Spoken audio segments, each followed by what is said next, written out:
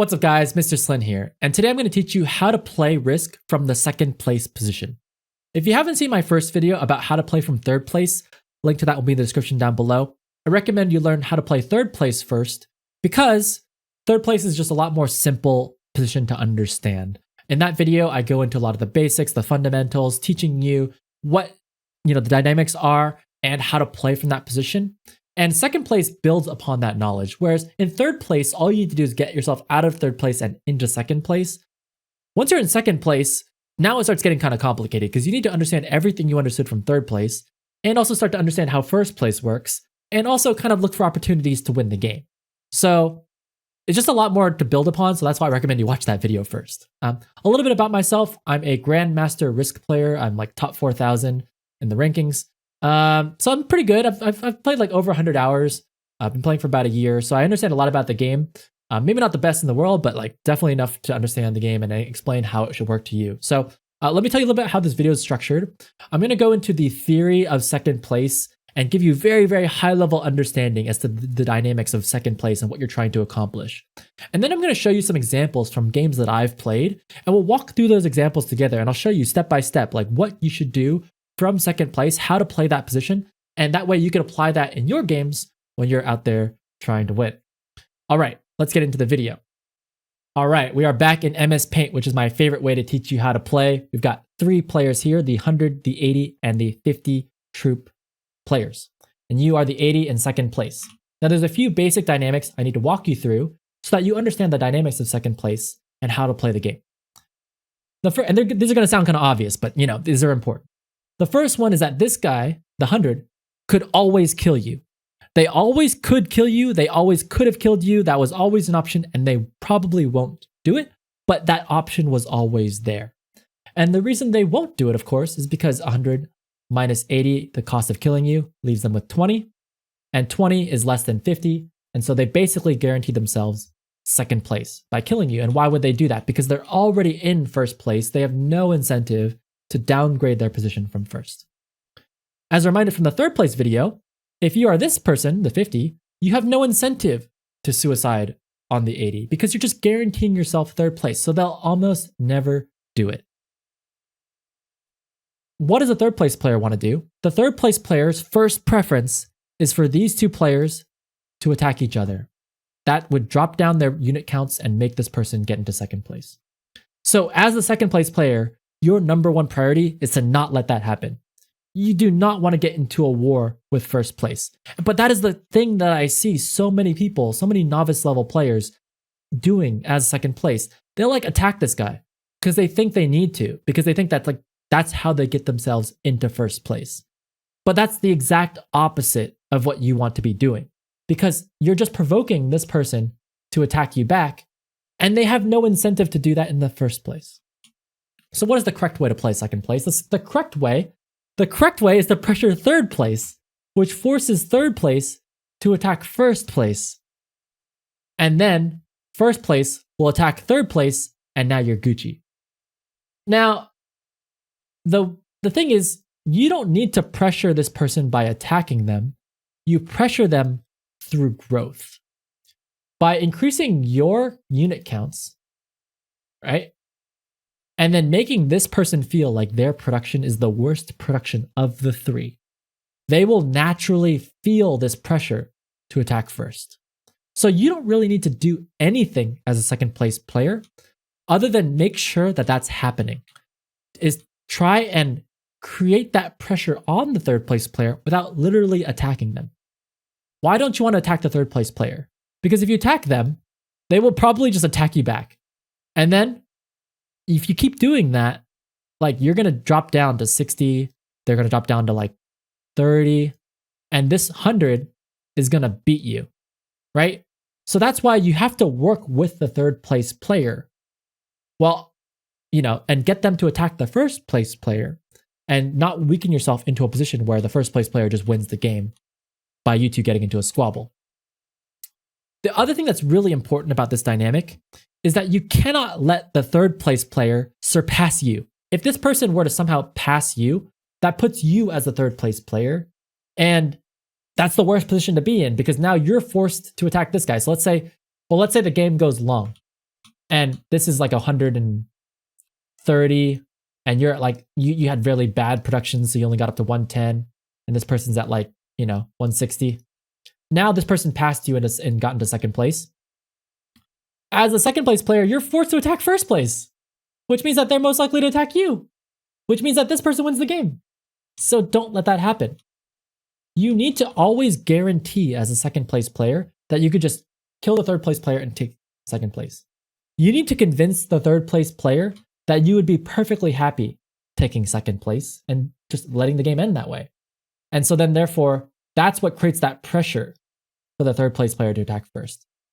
If the third place player thinks that you'll attack this way, they're not going to do anything. They will never do that move because they'll just wait for you to do the attack. But if you create pressure on third without getting them to attack you, you create that natural pressure that gets them to attack first. Now you're golden. Okay? So I have like a small checklist of things that I would do when I'm in second place. The first thing I would think about is, can I kill this player and remain in first place? This specific scenario probably would never happen, but let's say you get like really low player counts, like low troop counts. Let's say like a 30, a 20, and a 10. And this guy's got like 5 cards or something. There are scenarios where you could just kill this guy, take those cards, and then use it to kill that guy. Or kill this guy, and then on the continents, like take the majority of continents so that the third place only has like a small number of continents and you control the choke points. You can win the game that way. So look for those types of scenarios where you could just win the game by killing first place. There's also like some scenarios where you might be able to kill third place who has 5 cards and then do the same thing. You could do that too, but those are much rarer. But look for those scenarios. The reason why those are rarer is because it's way more likely that you'll be in these kinds of scenarios that are like, much closer, I guess, where like it could be like 80, and like 20 or something, and you could just kill this guy. So look for those scenarios. Second thing I would do is look for opportunities for first and third to attack each other. So you want to create scenarios, like I said, where this is happening. And then the third thing, make sure that you just watch for the other people to surpass you. Watch for this guy to get bigger than you. Watch for this guy to get bigger than you. And then once you've done that, power up. Power up, get really strong. And that's what creates that natural pressure for this guy to attack first. All right, let's get into the examples that I have laid out for you. All right. So if you watched my last video, you'll notice this is the exact same example I gave you last time, but it's still a good example, so I stand by it.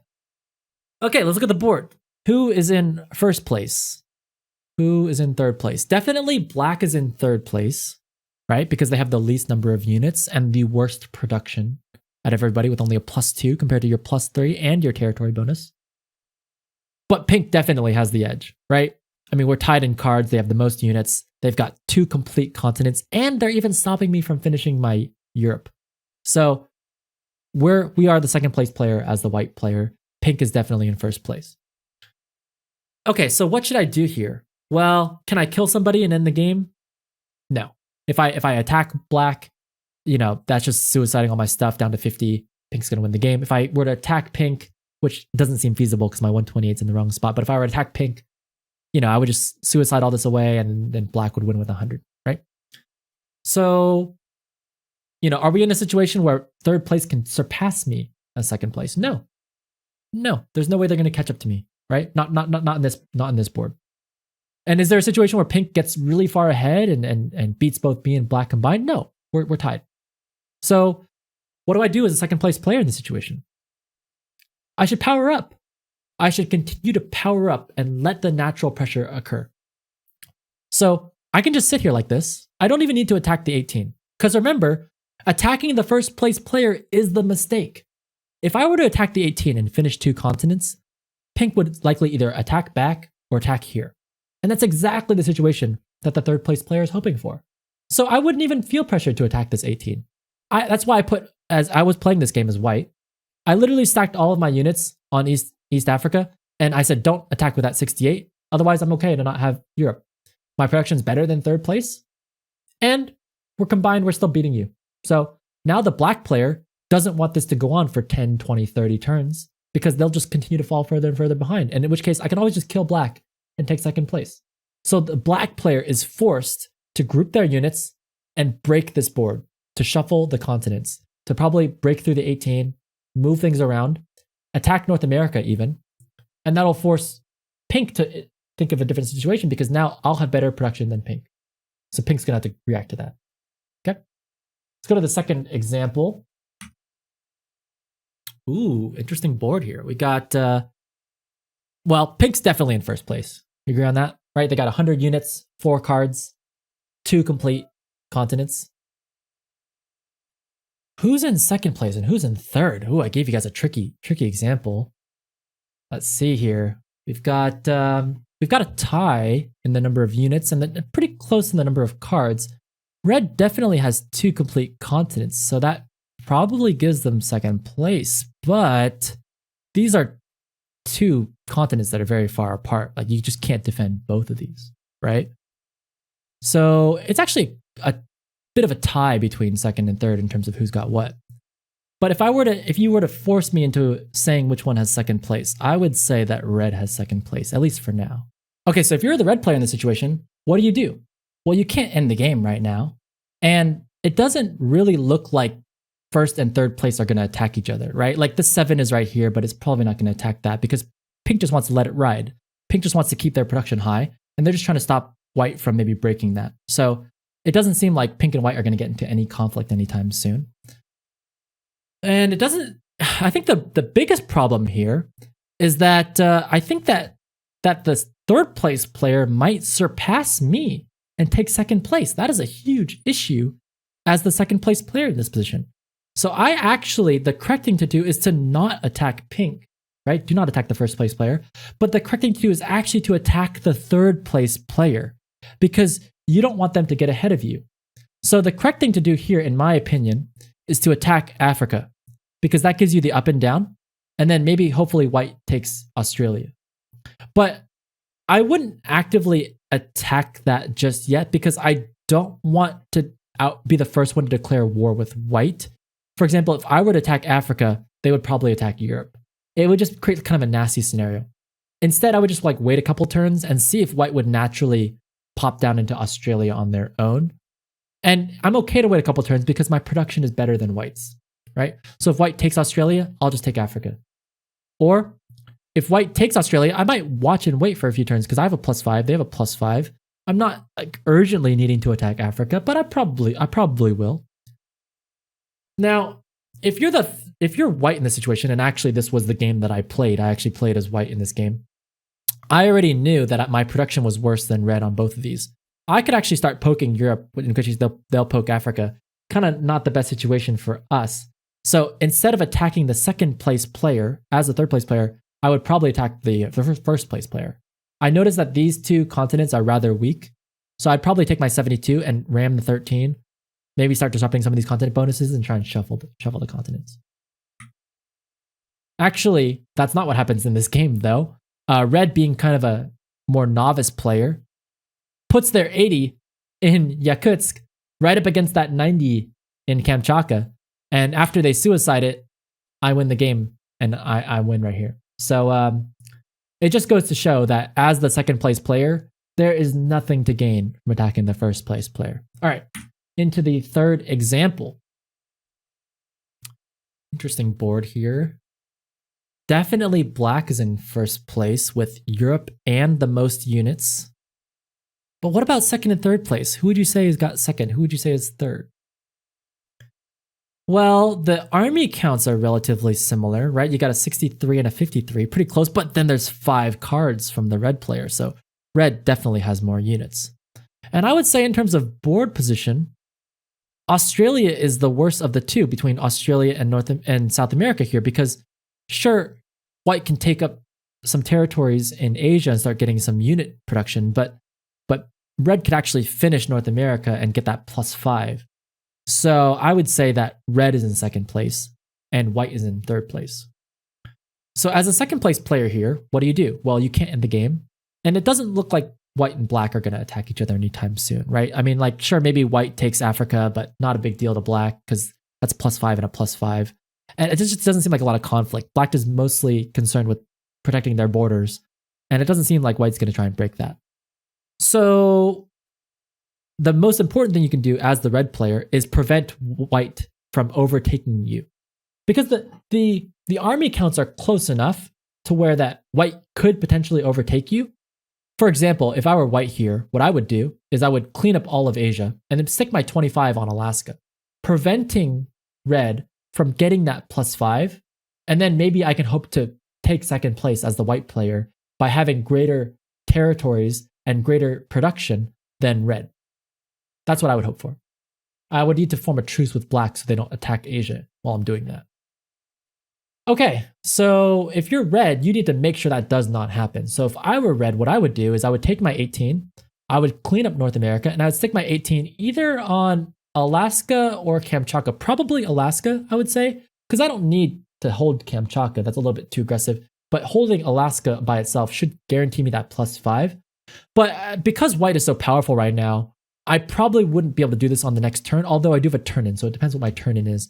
But I would do the turn-in, take all this stuff, and then try and stick like an equally sized 25 on Alaska. I think the main issue with sticking a bunch of stuff on Alaska is that the other 25 could just as easily come left and break my South American bonus. So it's a very delicate situation. It would probably take me like 5 or 6 turns to take North America. I would take it very, very slowly and just match my speed to whatever white's doing. So if white is taking 3 territories, as red, I would take 3 territories. If white takes 1 territory, I'll take 1. If they take 6, I'll take 6. And just make sure that I'm staying in line with white because I need to make sure that I stay ahead of white as the red player. Okay, next board. Low unit counts, but very clearly pink is in first place, right? They've got Europe, they've got 36, 3 cards. Definitely pink with a secure first place here. But second and third place, ooh, a little bit of a unsure as to who's got the better position. On paper, it's very similar to the last position, right? Where like South America can capture North America a lot easier than Australia can capture Asia. It's got that same dynamic here, but the main problem is that black has a very undefended South America. It looks very weak. Whereas red's Australia is much easier to defend, right? You've got this 5 here. There's no way that these units are going to just randomly kill this 5. I would say red is in the better position of the two. But in terms of like raw unit count, black does have 3 cards, so they could maybe reinforce sometime soon. So as the second place red player in this position, I'm going to call. I mean, it could be either way, but let's just pretend, okay? So if red was in second place, then we'll do if black was in second place. If red was in second place here, what should you do? You should finish Asia, and then stick some units into North America and guarantee that black falls behind in production. And then either you or pink could clean up all this stuff in Africa, and you would just try and outpower the black player through territory control. If you're the black player here, you're a little bit overextended, I would say. You've got, and I actually played as black in this game, so I've got a lot of units just spread out. This is all going to get cleaned up pretty soon. This 3 is definitely in the wrong spot because I'm primarily like this 5 is knocking on my back door. So if you're black, I would say do your turn in, sit everything in South America, and then wait. And then eventually try and take North America over the long run and hope that the red player doesn't choke you out. If the red player does start to choke you out, you're in trouble and you need to find a way to attack first place. And then maybe that 3 is pretty weak and you need to kind of like break in there. So that's definitely a tough position to play in as the black player in this game. Next board. Different game. Okay, well, I would say first place, it's a bit of a tie on the unit counts, 58-58, but I mean, black's got a 2-card lead, and they've got 2 continents compared to, well, pink has 2 continents, but they're not as good, right? Pink's got 5 units on this 2 continents, and black's got 7. But the one thing that pink has going for them is they have lots of territories. They're going to get 6 units per turn, plus the 5, so that's 11 units per turn. Whereas black's going to get 4 units per turn, plus the 7 is also 11, so it's tied 11 and 11. So actually, like pink, you can make an argument they're in first place, but I would say their position is much worse because black's got, these choke points locked down, whereas like all of pink stuff is exposed. this Asia stuff, all of it's completely exposed. Africa is completely undefended. So I would say that black is in first place. And maybe pink might not even be in second place. Red's got this +5 going on and nice secure borders.